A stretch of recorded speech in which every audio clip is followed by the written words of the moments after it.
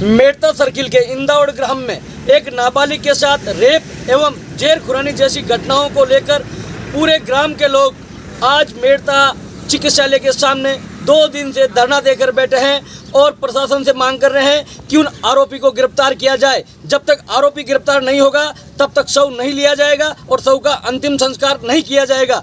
8 से लेकर 60 तक प्रत्येक गांव के प्रत्येक घरों से हर व्यक्ति आज राजकीय चिकित्सालय मेड़ता सिटी के बाद धरने पर बैठे और उनकी एक ही मांग है कि आरोपी को गिरफ्तार किया जाए।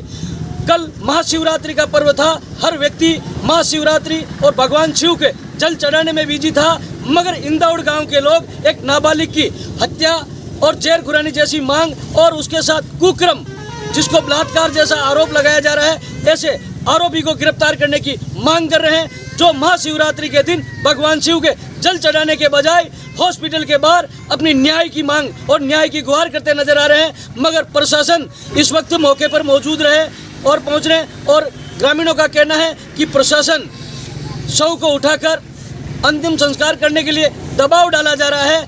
मगर ग्रामीणों का यही मानना है कि कितना भी प्रशासन दबाव डाले, कितना भी किसी प्रकार का कोई भी एंगल यूज ले, मगर हम इस बात का समझौता नहीं करेंगे।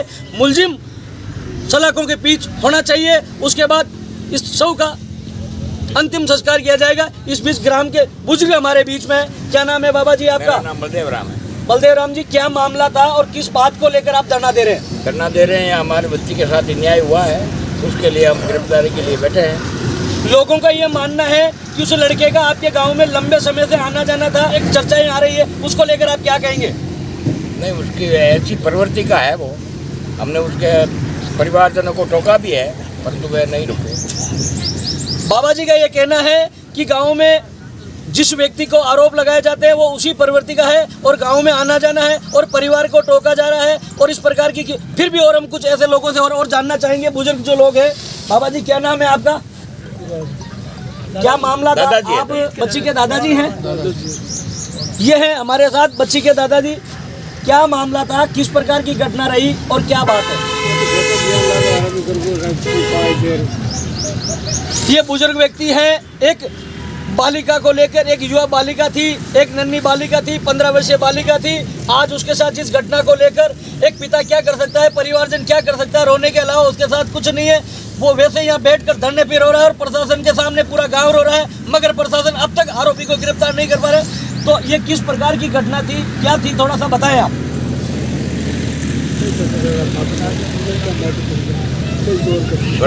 आपका ये कहना, हम लोग खेत में गए थे अपने काम और मजदूरी अपने काम में, पीछे इस प्रकार की घटना आई, लोगों ने हमें बताया कि इस प्रकार की इस घटना हो गई। उसके बाद हमें पता लगा तो हम हॉस्पिटल लेके पहुंचे, हॉस्पिटल से आए तो डॉक्टरों ने उसे मृत घोषित कर दिया। उसके बाद प्रशासन ने अब तक इनको FIR की कॉपी, कल तक ये बताए जा रहे थे कि इनको FIR की कॉपी दी गई। इस बीच हमारे गाँव के सरपंच भी हमारे बीच में, हम उनसे भी जानना चाहेंगे।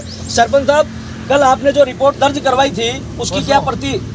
परसों हमने रिपोर्ट दर्ज करवा दी है, मगर उसकी प्रति आज तक मिली नहीं है। क्या कारण है, क्यों नहीं मिल पा रही है, उसके पीछे क्या कारण है? कारण अब इसके पीछे राजनीतिक दबाव भी इनके ऊपर हो सकता है, प्रशासनिक दबाव में भी ये झेल रहे हैं। बाकी हमारा मानना है कि हमारे स्टेट में महिला आयोग भी बने हुए हैं, बाल महिला सुधार की कई कमेटियाँ बनी हुई है। आज इस नाबालिग बच्चे के लिए आज वो कोई यहाँ नहीं आ रहे।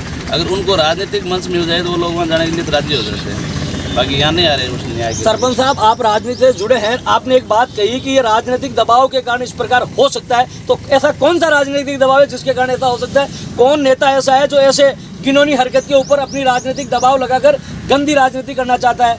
अब नेताओं के नाम हमें लेने उचित लगते नहीं हैं, बाकी उनके जो जिस नेताओं के लिंक है उनकी खुद की आप जगह देख लो, उन जो जिनके साथ वो मिलता उठता है उनकी फोटोएं वायरल भी हो रही है, हर जगह उसके संबंध दिख रहे हैं। तो ऐसी जगह है जहाँ से पुलिस भी वहाँ दबती है, ऐसी जगह है। सरपंच साहब, गांव में कुछ चर्चा इस प्रकार की आ रही है कि वहाँ एक प्रेम प्रसंग था या इस प्रकार की कोई घटना, उसको लेकर आप क्या कहेंगे? प्रेम प्रसंग ऐसा कोई मामला नहीं है, बाकी ऐसे लोगों की प्रवृत्ति ये हो गई है कि बेलाना फुसलाना।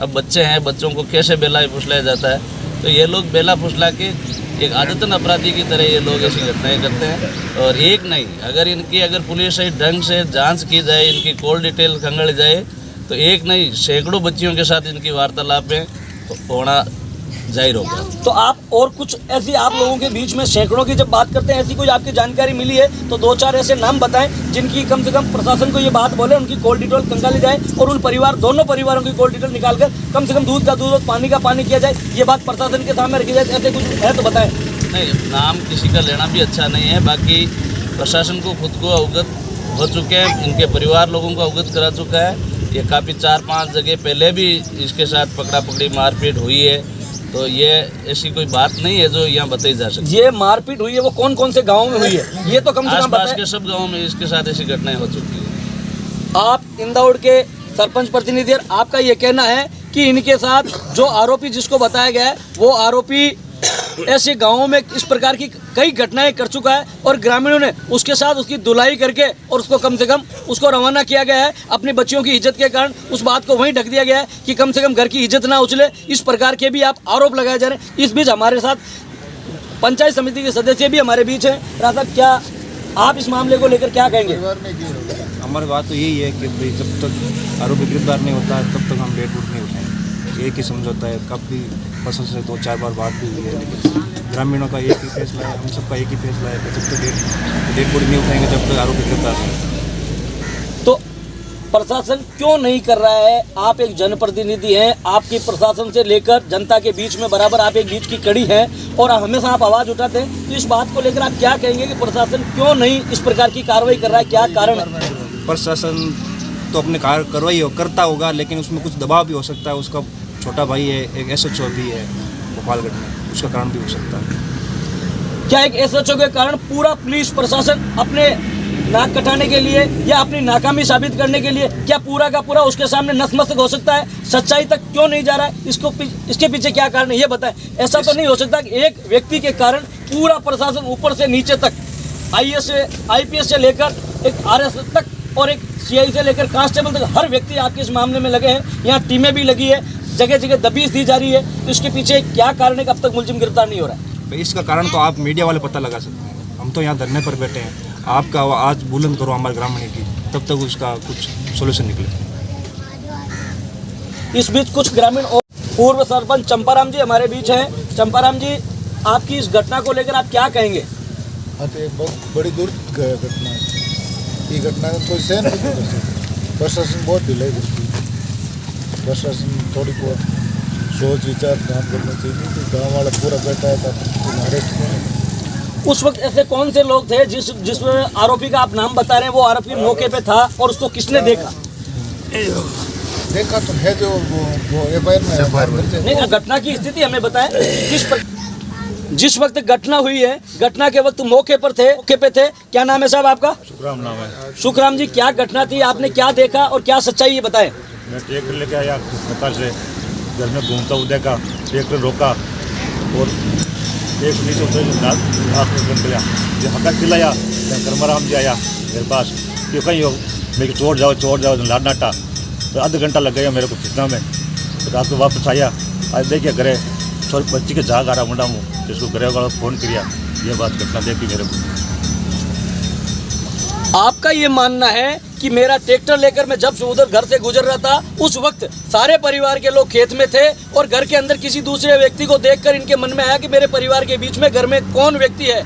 आपने ट्रैक्टर रोककर जैसे ही घर में प्रवेश किया, इनका ये कहना है कि वो दीवार बांध कर भाग गया। तब तक लोगों को चोर आवाज़ कर कुछ लोगों को बुलाया गया, मगर वो भी लोग उनके पीछे गए। तब तक वो भाग चुके थे। फिर जब वापस घर में जब आकर देखा घर में क्या हुआ, किस प्रकार की घटना रही है, तब उस वक्त बच्ची बेहोशी हालत में थी और मुंह में झाग आ रहे थे। उसके बाद आपने क्या किया? उसके बाद गड़बड़ आए, गाड़ी मंगवाई, मेट लेकर हॉस्पिटल आया और रजत में लेकर रजत में डॉक्टर जो गवर्नमेंट में ले जाओ तो गवर्नमेंट में आया। ये बच्चा मत घोषित हो गई और बहुत दर्द करवाई थी। वो बात वो भी हाल मन दी नहीं। आप मौके पे थे, उस व्यक्ति को उन्होंने देखा। आप बता रहे हैं कि मैंने उनको देखा, उसके बाद संपूर्ण घटनाक्रम को देखा। उसके बाद उस बालिका को जब वापस आने के बाद बेहोशी हालत में लेकर मेड़ता सिटी पहुंचे थे। एक निजी हॉस्पिटल में चेक करवाया और निजी हॉस्पिटल में चेक करवाने के बाद गवर्नमेंट हॉस्पिटल आए तो गवर्नमेंट हॉस्पिटल के डॉक्टरों ने उसे बालिका को मृत घोषित करने के बाद परिवारजनों को फोन किया और गोटन पहुंचकर FIR दर्ज करवाई। मगर अब तक FIR की कॉपी आला अधिकारियों को कहने के बावजूद अब तक इन लोगों को नहीं मिल पाई है। और उसके बाद पोस्टमार्टम भी करवाया गया और पोस्टमार्टम होने के बाद बॉडी अभी तक यहीं सुरक्षित पड़ी है। जब तक इन लोगों का एक ही मानना है कि तब तक FIR दर्ज नहीं, मुलजिम गिरफ्तार नहीं होगा, तब तक इस बॉडी का अंतिम संस्कार नहीं किया जाएगा। और प्रशासन अपनी टीमें बनाकर जगह जगह दबीश दे रहा है, मगर मुलजिम जिन पर आरोप लगाया जा रहा है वो आरोपी अब तक पुलिस से कोसों दूर है। आपनो सिटी न्यूज़ चैनल से तेजाराम लाडेनवा।